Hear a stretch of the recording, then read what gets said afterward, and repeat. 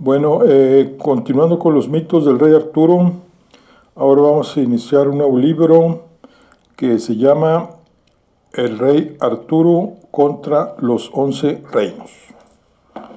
Vamos a iniciar el capítulo 1, que se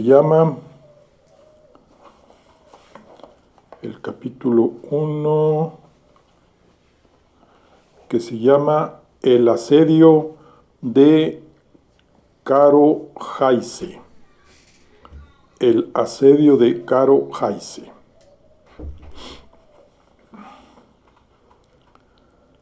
Las bocas de una multitud de soldados resonaban en la villa de Caro-Jaise. La población se extendía sobre un llano surcado por un arroyo y cerrado hacia poniente por un bosque y hacia oriente por una cadena de colinas, adoptando la forma de un medio círculo que abrazaba en su centro el cerro sobre el que se ergía el castillo de Sir Leo de Grance de Camelert. Pero mientras que la muralla interior era un imponente baluarte sin requicios, los muros de la ciudad se elevaban de manera desigual, evidenciando un cierto abandono.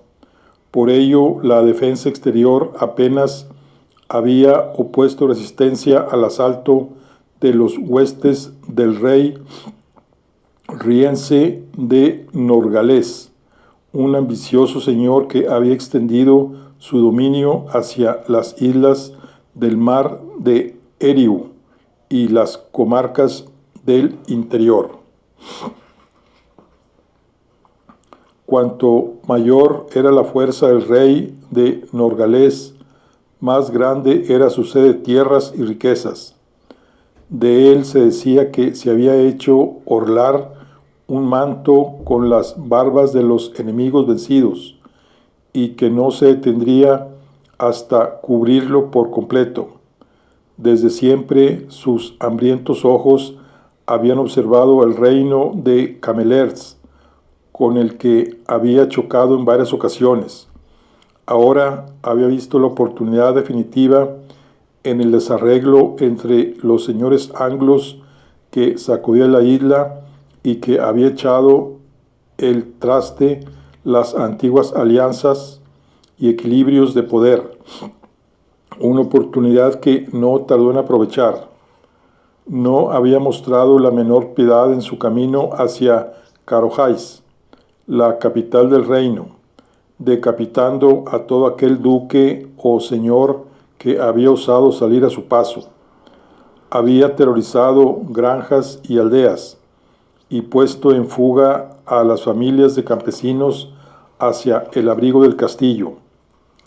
El feudo de Lodegrains era ahora una triste mueca marchita y empavorecida en torno a una fortaleza cada vez más maltrecha. Sir Riense, empero, había encontrado en el bastión una oposición mayor de la que esperaba, y no había contado con tener que emplear máquinas de guerra para derribar sus defensas, por lo que había preparado a sus tropas para lo que prometía ser un largo asedio. La sorpresa del asalto ya se había desvanecido, y lanzarse al ataque contra las murallas de Caro-Jaise solo serviría para cebar el botín de las flechas enemigas, y aunque la impaciencia de la ambición le expoliaba el alma, el soberano de Norgales escuchó a sus capitanes, que le rogaban prudencia y sagacidad. Mientras tanto, a resguardo en el interior de un torreón aupado sobre los muros, el señor de la fortaleza de Caro-Jaise contemplaba el ejército enemigo con rabia, desesperación e impotencia. Su edad ya madura no le había robado prestancia ni apostura. de figura imponente, era ancho de espaldas, calvo y poblado de barbas y cejas, de ojos brillantes y gesto resuelto, pero parecía que cada uno de aquellos cuellos rajados añadía una cana a su cabeza y algo más de profundidad a las cuencas de sus ojos. Mi buen Cleudalis, ¿por qué ninguno de mis aliados acude en mi socorro? Su senecal sabía que aquello no era una pregunta, sino un simple lamento. Como su señor oponía a la edad una visible fortaleza, si bien era distinto a él en su rostro lampiño, bien aseado y una mirada de un azul casi transparente que volaba por doquier. Corren tiempos turbulentos, mi señor. En este momento, todo aquel que no se encuentra afilando espadas para incorporarse a alguno de los bandos en lid está atrincherado en su fortaleza, sin atreverse a abandonar sus predios por miedo al vecino. Y esas grandes alianzas se están forjando, donde nos dejan a nosotros. El señor de Carojáis torció el gesto. Dentro de estos muros, mi señor, sentenció Cleudalis. Leodegrance cayó, limitándose a contemplar en la lejanía cómo los hombres de Sir Riense rompían el orden de sus formaciones y se desperdigaban por las que todavía eran sus tierras.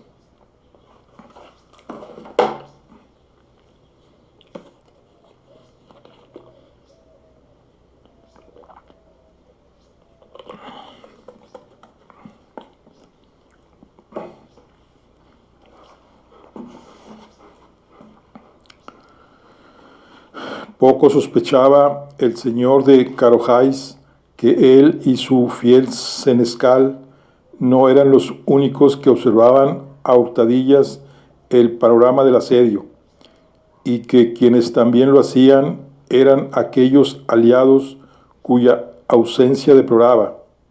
Fuera de los muros del castillo, más allá de la villa devastada, en el extremo opuesto del llano, detrás de un parapeto rocoso que prolongaba hacia el sur los lomos de las colinas del este, Arturo Pendragón, Sir Brastias de Tintagel y Sir Ulfius de los Páramos Negros eran testigos dolientes del asedio. Los dos veteranos imaginaban el terrible suplicio que estaría padeciendo su viejo amigo Leodegrance. Sin mediar palabra, concluyeron su vigilancia y emprendieron el camino de regreso hacia la vaguada, media legua atrás, en la que habían dejado a sus tropas detenidas y a la espera.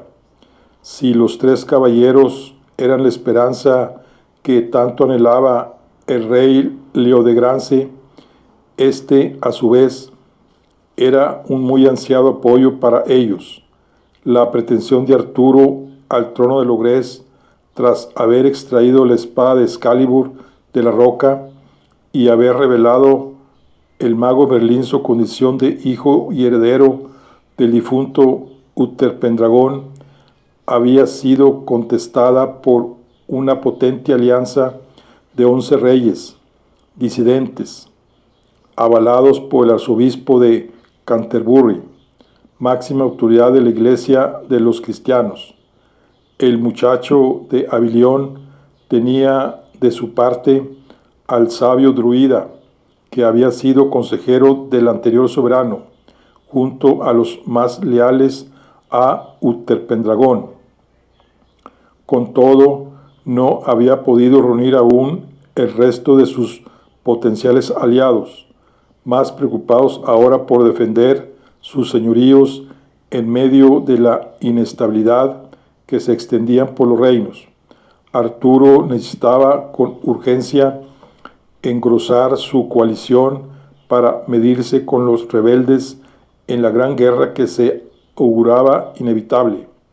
Y ahí, tras los altos muros de Carohais, se refugiaba el aliado fundamental, cuya adhesión le apremiaba, el poderoso rey de Camelert, quien, al servicio de Utherpendragón, había aglutinado a los mejores caballeros anglos en torno a un ideal de concordia y unidad. Leodegrance de Camelert aún ejercía el influjo de su autoridad sobre los antiguos paladines del rey, que tal vez desconfiaban de la legitimidad del supuesto heredero. A la noche, acampados en la vaguarda, Arturo y sus dos valiosos protectores ultimaban el ardid para atravesar el cerco de Rienzi. Bajo la lona de las riendas del joven, sobre una alargada mesa, habían dispuesto guijarros y palos para reproducir toscamente el escenario del asedio.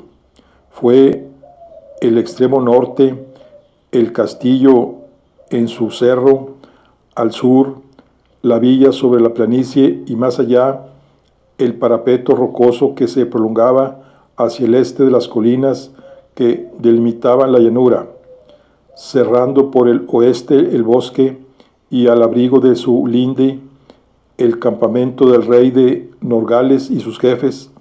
Durante 2 jornadas consecutivas habían estudiado los movimientos del ejército sitiador y sus rutinas.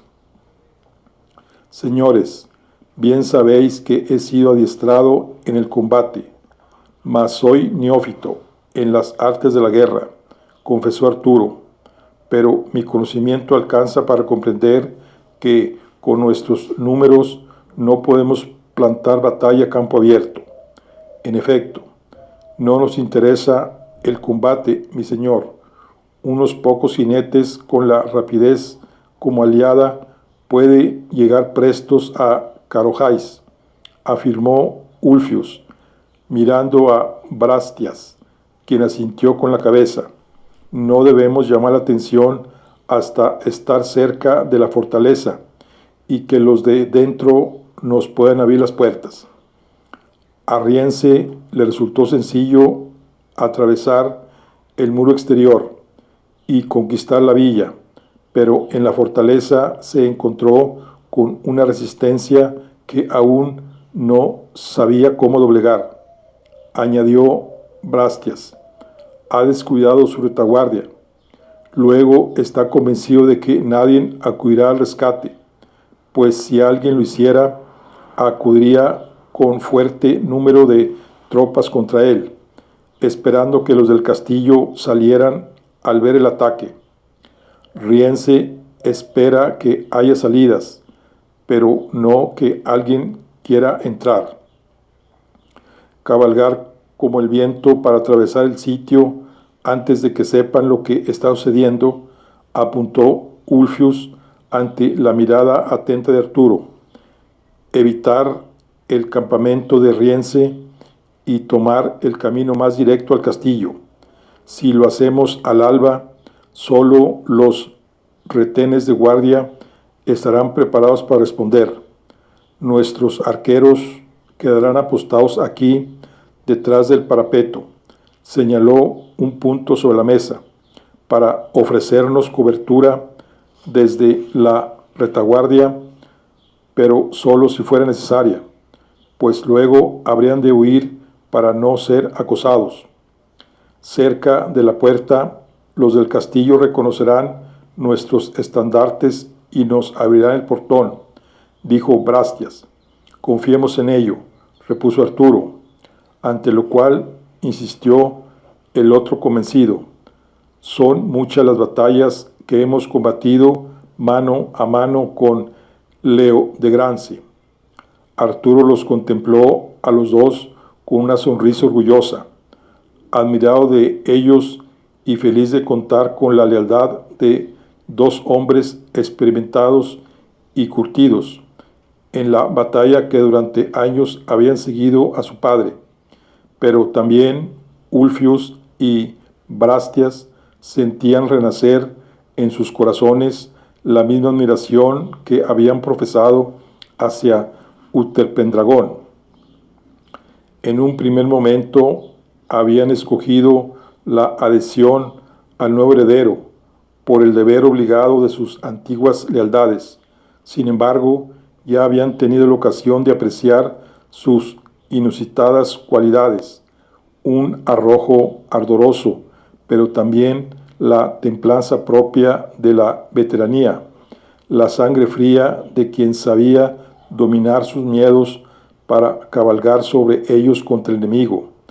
A ello se unía una rara habilidad que ambos habían advertido en el joven, la de reconocer rápidamente cuál era el proceder más adecuado, un don que nacía de su capacidad de observar lo singular sin perder de vista el conjunto. Al día siguiente, antes de la salida del sol, el heredero de Utherpendragón se irguió en su montura con la gallardía de un héroe de leyenda. La pálida luz del amanecer teñía de ámbar su lustrosa armadura, mientras al final de su brazo extendido resplandecía con luz propia como el faro que había de guiar el rumbo de anglos y britones. Excalibur, la espada invencible, flanqueado por sus dos fieles y escoltado por la escasa hueste de jinetes que lo habían acompañado hasta allí, cabalgó en dirección al llano de Carohais. Los hombres lo seguían, sintiéndose reconfortados como por un bálsamo que se aplicase sobre una herida abierta, pues una llaga sangrante era la embrollada e interminable madeja de conflictos que desde antiguo enfrentaba a cada cual con su vecino, convirtiendo el ancho y ondulado tapiz de aquella verde isla en una frágil y tensionada amalgama de islotes separados por el odio, los muros de piedra y el hierro de las armas. Las tropas que iban tras aquel muchacho se habían dejado atrapar por la fuerza arrolladora que desprendía su figura cuando esgrimía su fulgurante espada, la fuerza de sus ojos, su verbo incisivo y certero como una flecha de plata. En sus palabras no había promesas vanas ni retórica florida, sino solo un mensaje, tan sencillo como demoledor: concordia entre los hombres, bajo una misma autoridad, y ellos se sentían afortunados de considerarse los primeros súbditos del que estaba destinado a encumbrarse como el más principal de todos los reyes anglos. Eran los primeros constructores de aquella Inglaterra sin roturas, donde el único enemigo pudiese llegar del mar y no venir agazapado tras la propia espalda. La exigua caballería, comandada por los 3 caballeros, remontaban la pendiente despacio, dando tiempo a que el gris de los campos se tornara ya en un lánguido verde que se acabó adueñando del paisaje. La cima de la loma que ocultaba el panorama del asedio se acercaba, y a Arturo lo invadieron las dudas. A su lado estaban los caballeros más leales de la isla, pero el intento de forzar la entrada en el castillo por la puerta principal se le antojó de pronto una temeridad. Y si en Carohais nadie se apercibía de que eran amigos, se distinguirían sus estandartes desde las murallas, tal vez los guardias nunca abrían las puertas a tiempo, o temieran una treta del rey riense y tanta promesa de gloria acabara en una imprudencia estúpida. Cuando culminaron la cresta e iniciaron el descenso por la otra vertiente, el retumbar de los cascos de los caballos y el chasquido de arreos y armaduras se tornó fragoroso. Era demasiado tarde para echarse atrás. Había llegado el momento del galope. La cabalgata descendió por la ladera en formación triangular, estrechándose para franquear el hueco a través del muro que circundaba la villa para después abrirse de nuevo. Ante el empuje de la estampida, los pocos soldados de Norgales que se hallaban acampados en los límites de la villa no acertaron a ver lo que se les venía encima. Cayeron rápidamente, sin tiempo de evitarlo, ante los corceles arrojados al galope. Aquellos infortunados que momentos antes descansaban o convalecían tras ser heridos, ahora aullaban de dolor bajo los cascos que quebraban sus huesos y cascaban sus cráneos. Atravesando la villa, Excalibur probaba sangre tras sangre, hendiendo corazas y cercenando miembros con el mero impulso de la carrera. Ulfius y Brastias hacían lo propio, dejando el paso franco para los jinetes que cabalgaban tras ellos. La fortaleza, sin embargo, aún se veía lejana, y los olifantes, aunque aún callaban, estarían a punto de dar alarma al campamento.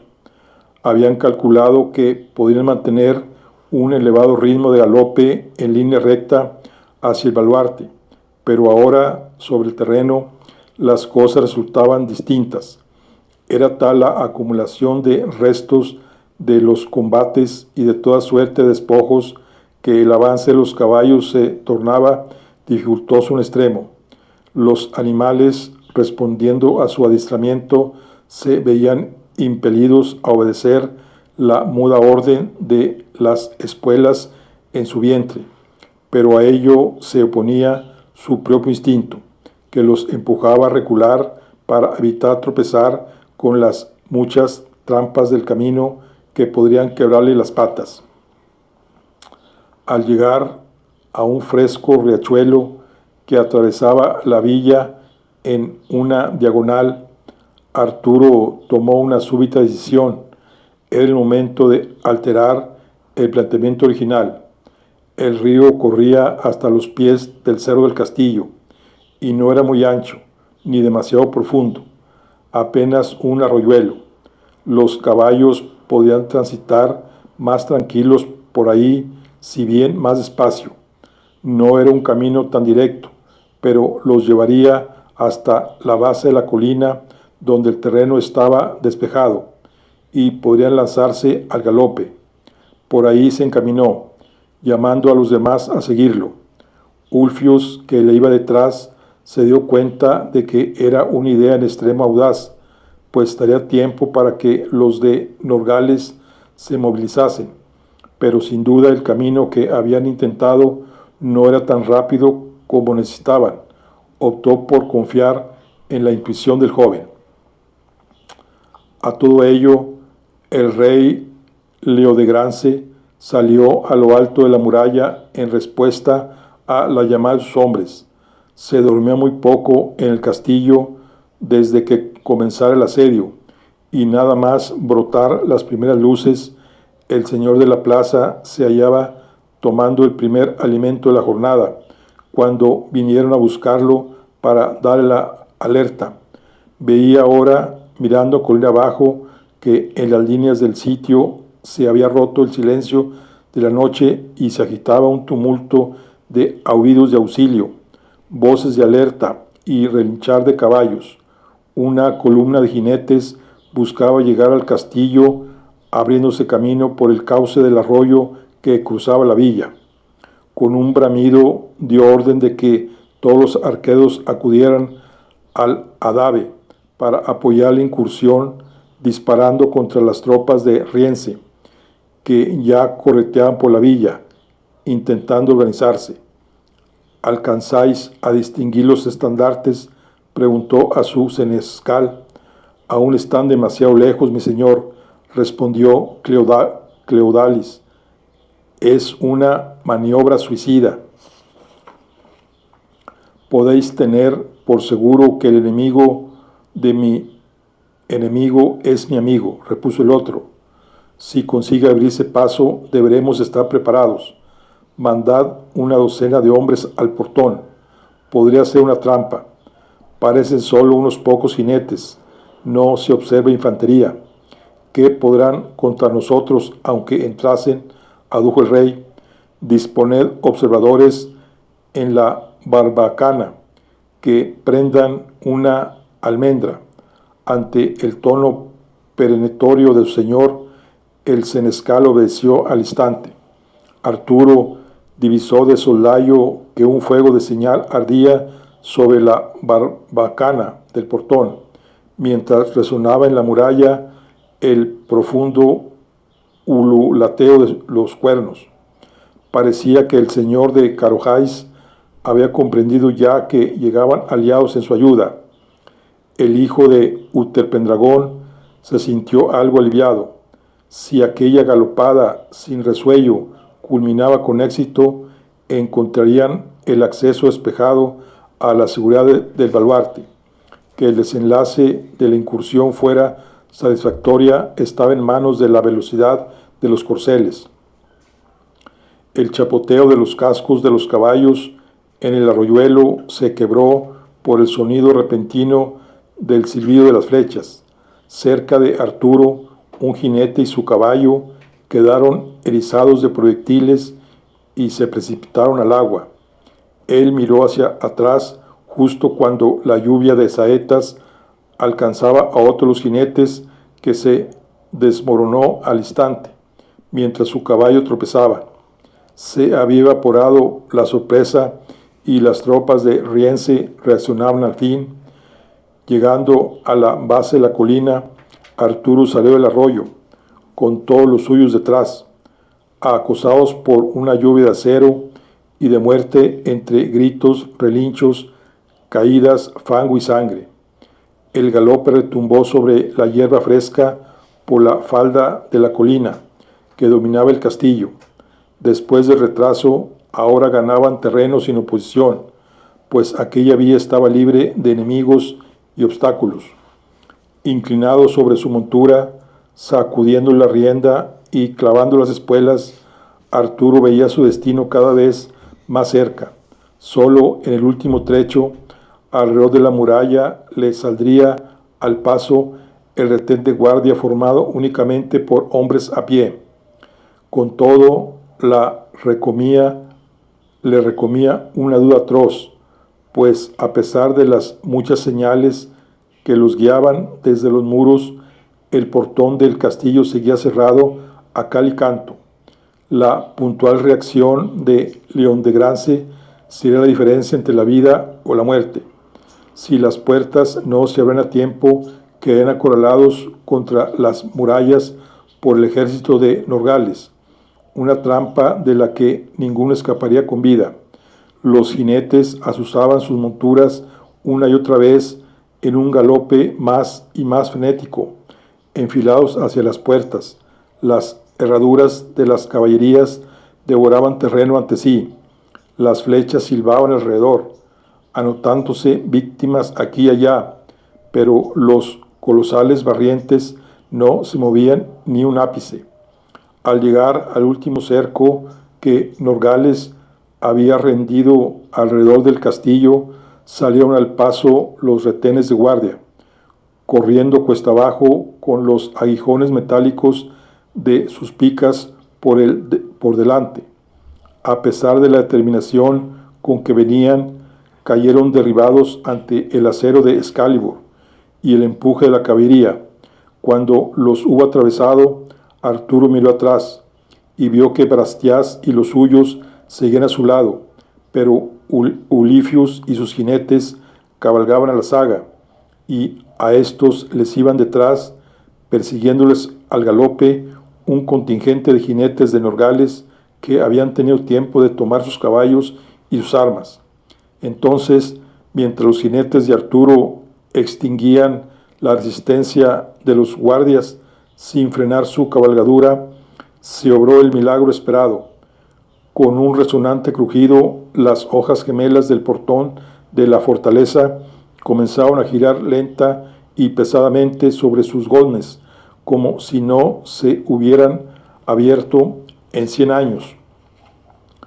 Pletórico, el hijo de Uther-Pendragón exhortó a los suyos a que terminaran el ascenso para ganar cuanto antes el umbral del castillo, mas para sí mismo tenía otros planes. No estaba dispuesto a abandonar a su fiel aliado. Tiró de la brida con toda la fuerza de su brazo, haciendo clavar los cascos a su corcel para después dirigirlo al encuentro de Ulfius y sus hombres. Había visto arqueros sobre las almenas y confió en que Leodegrance le diera cobertura al advertir su movimiento. Y por fortuna así fue. Un intenso chaparrón de saetas cayó desde las murallas, obligando a los jinetes perseguidores de Norgales a detenerse fuera de su alcance. Cuando Arturo se reunió con Ulfius, le lanzó una mirada de reproche, aunque no podía esconderse tampoco el agradecimiento que había en ella. Juntos cabalgaron para cubrir el último tramo del cerro hacia el refugio que ofrecía la fortaleza. A uña de caballo, Arturo y los suyos traspasaron la puerta bajo la barbacana del castillo de Carojáis y luego oyeron cómo se cerraba a sus espaldas el macizo portón de madera blindada con planchas de hierro.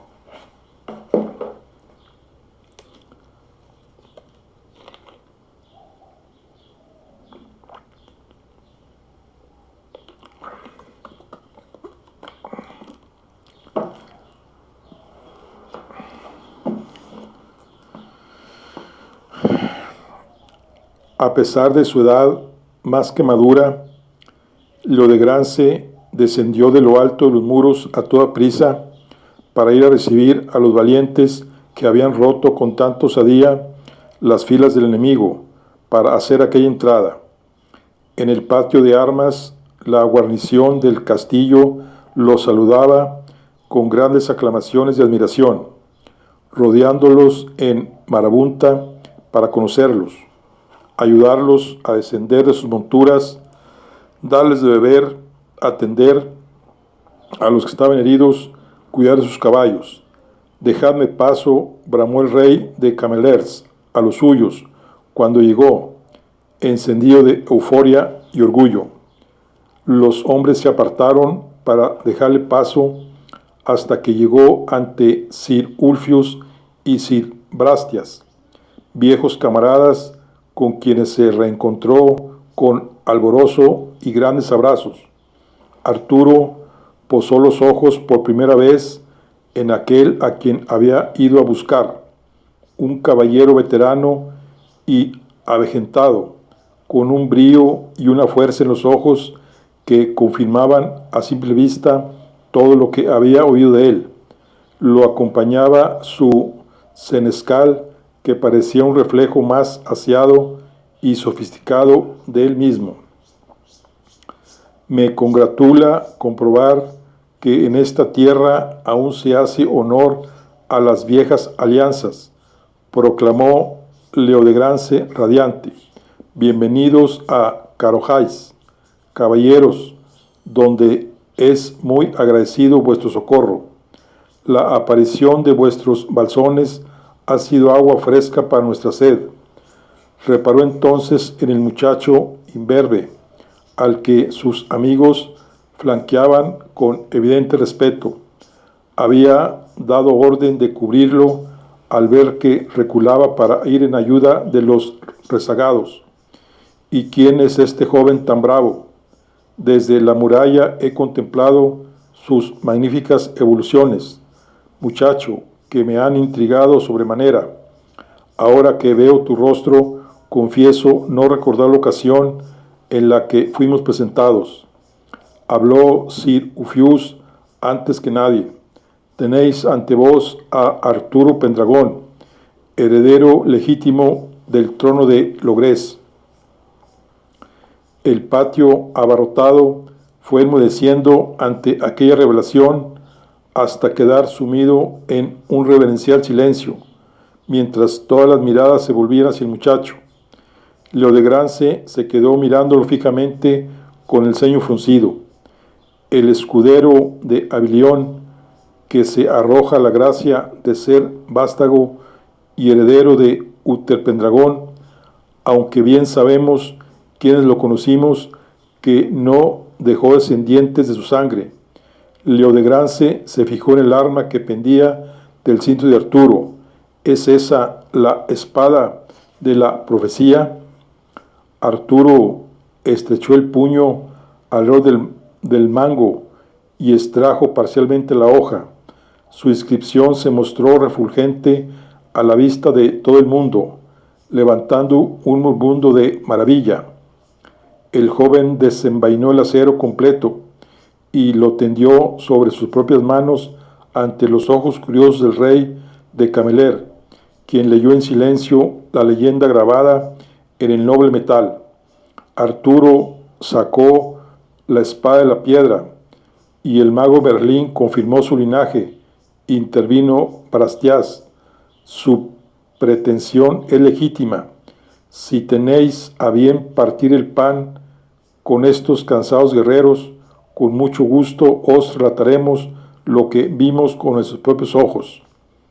El maduro rey se mostraba pensativo mientras contemplaba a Excalibur. En verdad, es un arma espléndida, de otro mundo, tal como se dice, murmuró como si hablara consigo mismo. Después alzó la mirada hacia Arturo y añadió: no dudo que vuestra mano la extrajo de la piedra, si así lo atestiguan estos hombres, justos y leales, a quienes 100 veces confié mi vida, ni tampoco dudo de la palabra de Merlín sobre vuestro linaje, pues yo estaba ahí mientras el druida desempeñaba fielmente su labor de consejero de Uterpendragón hasta el fin de los días del rey. Lo que quiero saber es solo una cosa: ¿a qué habéis venido tan pocos en mi hora de tribulación? ¿Acaso os aguardan tropas más allá de las colinas esperando una señal vuestra? Si venís a ayudarme, habría sido mejor que atacaseis a Rience en su campamento. Dijo Arturo entonces, seguro de sí mismo: Rey Leodegrance, la tierra está enferma, envenenada por el odio y la guerra. Acudo a vos para que me reconozcáis como rey de Logres y extendáis a mi corona la larga y estrecha alianza que mantuvisteis con mi padre.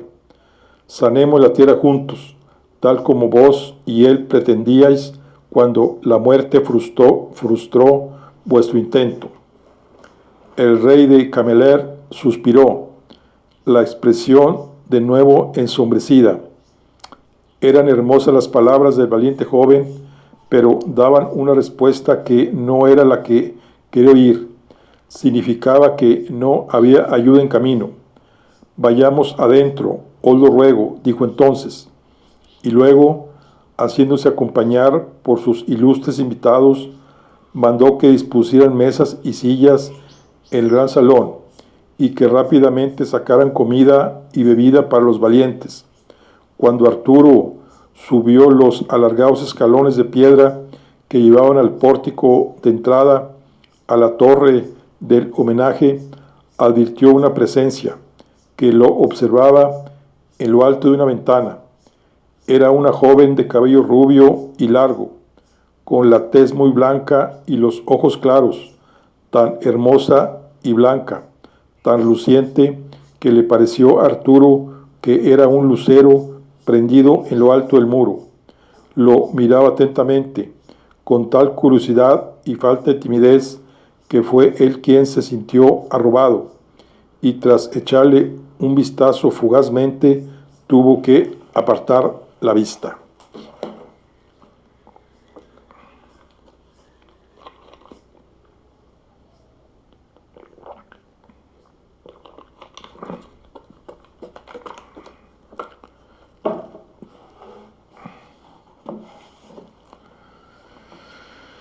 Las jarras de vino eran comedidas y las viandas humildes, mas nadie se atrevió a protestar por el trato, pues bien se veía que aquellas gentes de Carojáis compartían con los osados visitantes lo que podían, restándolo de unas reservas que les eran muy necesarias.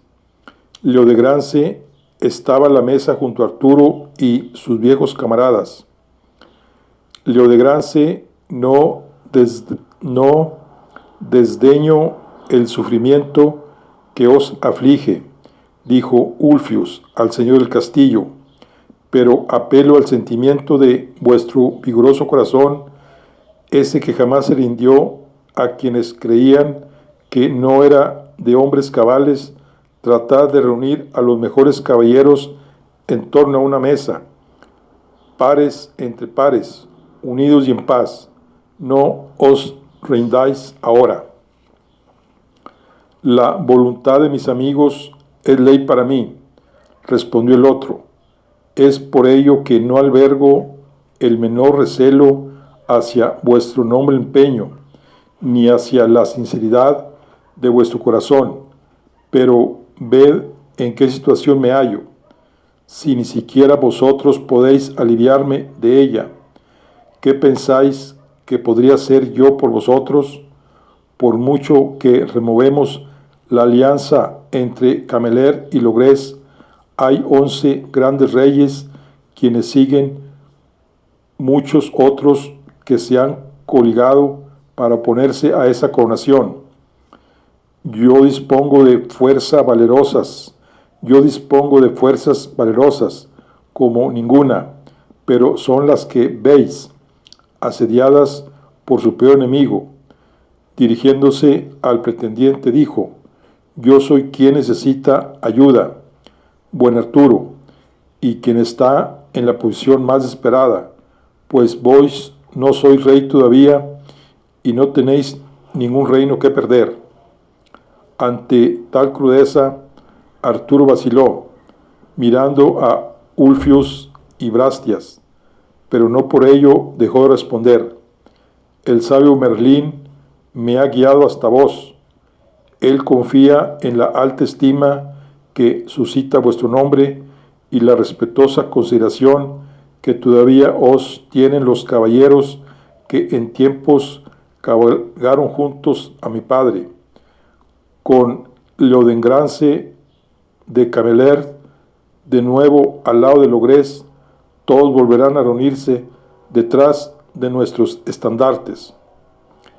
Leodegrance negó con la cabeza. Mi joven amigo, ¿acaso os parece que permanece intacta la consideración que me tenían? Los que antaño respondían a mi llamada se dispersaron a la muerte de Utherpendragón. Si alguna vez fui el armazón que mantenía unidos los maderos de este barco, ese tiempo ya pasó. No creáis tal cosa ni por un instante, intervino Brastias. Son muchos los que esperan saber de qué lado os descantéis, y también los fieles a Utherpendragón que aguardan noticias nuestras. Mientras nosotros parlamentamos, se preguntan si plantearemos cara y arden en deseos de volver a cabalgar juntos a sus antiguos aliados. También Bretaña la Menor está presta a darnos su adhesión. Ahí se encuentra ahora el druida hablando con los reyes, Van de Benoic y Bojores de Gaunés. Cuando llegue el momento, estaremos preparados para enfrentarnos a la alianza enemiga, pero no podemos recorrer ese camino mientras no ondee en nuestras filas la enseña de Camelers como antaño. Leodegrance escuchaba con aire melancólico, apurando una copa que no tardaba en rellenar. Un hermoso sueño truncado. Todos esos de los que habláis, los hermanos de la Gran Alianza, han corrido a encerrarse en sus bastiones ante los tiempos inciertos que nos acucian. He enviado mensajeros al norte y al sur, al este y al oeste, sea por oportunismo, sea por no querer equivocarse de bando, o sea meramente por miedo, nadie ha devuelto respuesta alguna, ni uno de mis vasallos, ni los señores del norte a quienes tanto ayudé en el pasado. Incluso la familia de mi difunta esposa me ha abandonado. Yo no, dijo Arturo irguiéndose, yo estoy aquí. Se levantó, y he venido a poner la espada de la profecía a vuestro servicio. Al desenvainar Excalibur, el roce del acero resonó en la alta bóveda del techo, y la espada produjo un destello que llamó la atención de toda la concurrencia. Arturo depositó el arma en la mesa delante de Leodegrance, al alcance de su mano. Se alzaron murmuraciones por toda la sala. El rey de Camelers no pudo evitar admirarse ante el gesto seguro y firme de aquel muchacho, joven de edad, pero maduro de pensamiento y corazón. Por un momento le brillaban los ojos con el ardor de otros tiempos, y sus viejos camaradas pensaron que había cambiado de parecer. No tardaron en salir de su error. Lo lamento, noble Arturo, dijo finalmente, vuestra conquista de esta frontera a través de un condado enjambre de flechas y picas ha sido una gesta muy señalada, que da fe de vuestro arrojo y valía. Al caballero capaz de tal proeza no puedo hacer menos que rendirle mi admiración sin reserva, pero en lo que respecta al propósito de vuestra visita, me temo que habéis hecho el viaje en balde, si no es para meteros en la boca del lobo. No ha sido en balde ni un absurdo, noble rey. Os guste o no nuestra presencia, si yo y los míos queremos salir de Carojaise con vida, no nos queda otro remedio que unir nuestras fuerzas a las vuestras para romper el cerco de vuestro enemigo. No os pido que me prometáis nada a cambio, salvo la hospitalidad de vuestra morada, pues si todo lo que me han contado de Leodegrance de Cameler es cierto, hay pocos como vos en los que respecta al honor, y llegado el momento haréis lo que os dicte el buen sentido. Yo confío en vos, confiad vos en mí. Retomando la espada, la devolvió a su vaina. No os quiero molestar más. Si tenéis a bien disculparme, agradecería un buen descanso. Todos quedaron visiblemente afectados por las palabras que había dirigido aquel joven al respetado soberano, pues eran tan juiciosas como impertinentes. Sin embargo, lejos de enojarse, Leodegrance mostró una honda turbación. En el alegato del muchacho había distinguido la claridad de ideas y la firmeza de la estirpe del rey Constance, padre de Uterpendragón, es decir, el latido de la sangre de los monarcas de Logres. El rey pidió al senescal, que se hallaba por la sala procurando que no faltara nada a los invitados, que llevasen a Arturo a los aposentos que habían preparado entre tanto para él. Y cuando el pretendiente se hubo ido con Cleudalis y la animación volvió a la sala, quedó él sumido en graves cavilaciones, mudo ante la conversación de sus viejos amigos, sobrecogido a tal punto que no tardó en ponerse en pie y, disculpándose por estar muy agotado debido a la falta de sueño, se retiró a sí mismo a sus salones privados. Sir Ulfus y Sir Brastias lo vieron alejarse y luego cruzaron una mirada. Merlín había anticipado correctamente que Leodegrance se hallaría preocupado por el destino de su feudo, pero no había previsto que se encontraba tan aislado y mermado de apoyos, y en actitud tan recelosa. Justamente él, que había sido en otros tiempos quien acudía a buscarlos para enrolarlos en empresas insensatas, quizá fuese cierto que la obra de Uther-Pendragon, ese padre que para el joven monarca aún resultaba un extraño, que apenas comenzaba a descubrir, había quedado sin su presencia tan seriamente dañada que haría falta un prodigio para recuperarla. Pero los dos caballeros se habían acostumbrado a ver prodigios en los últimos tiempos. ¿Acaso alguien había dicho que ser rey resultaría fácil? Bueno, aquí concluimos lo que es el capítulo 1 de nuestro libro El Rey Arturo contra los 11 reinos. Nos vemos en la siguiente. Hasta luego.